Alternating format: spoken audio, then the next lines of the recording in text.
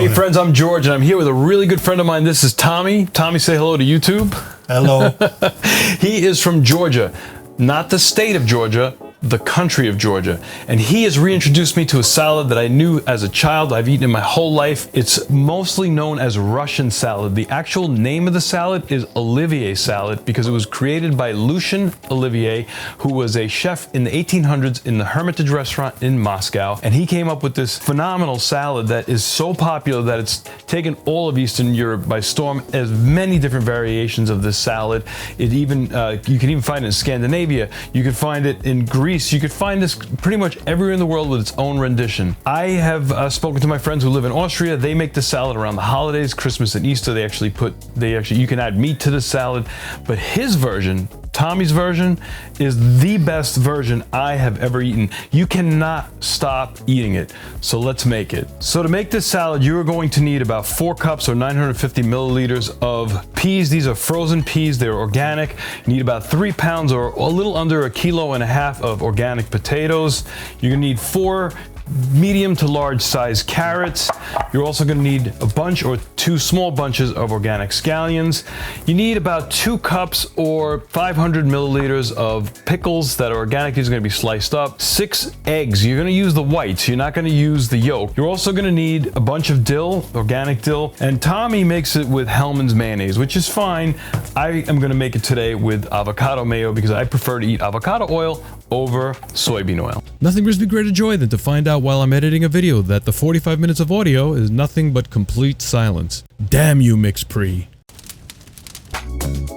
Start by peeling the potatoes, cutting the potatoes into 1.5 inch or 3 centimeter sections or semispheres.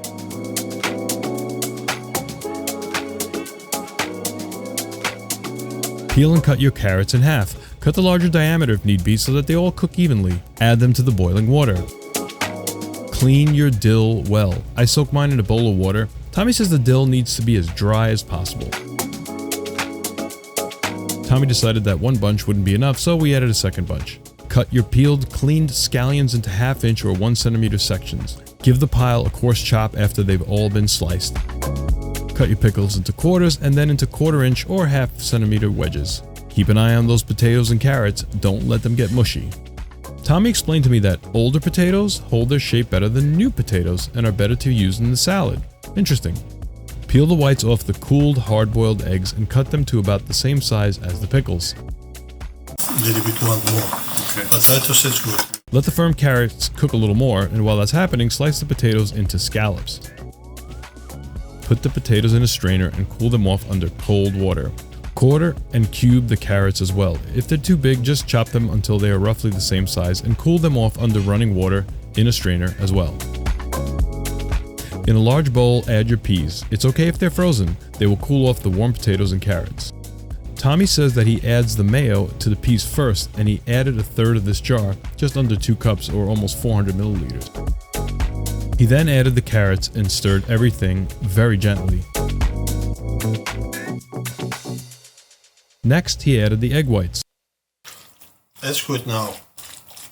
Now, different pickles. Okay. And you look in mayonnaise, how many you want? You like, people like so much mayonnaise inside, people have no want. You regulate them, okay? Regulate it. Yeah. Tommy then added the scallions. With each new layer of vegetables added, he monitored the volume of mayonnaise, adding more as necessary. Tommy added about 1 teaspoon or about 5 milliliters of Celtic sea salt. Not so much. You put this, yeah, and watching, control this, okay? The key to making this salad great is the texture of the potatoes and the carrots. Tommy explained to me that you should stir as gently as possible. You want the potatoes and carrots to retain their shape and not become mashed. Tommy felt that it needed more mayo before he could add the remaining balance of the potatoes. Overall, we added about 1/2 jar of mayo or about 500 milliliters. How much you decide to use is clearly up to you.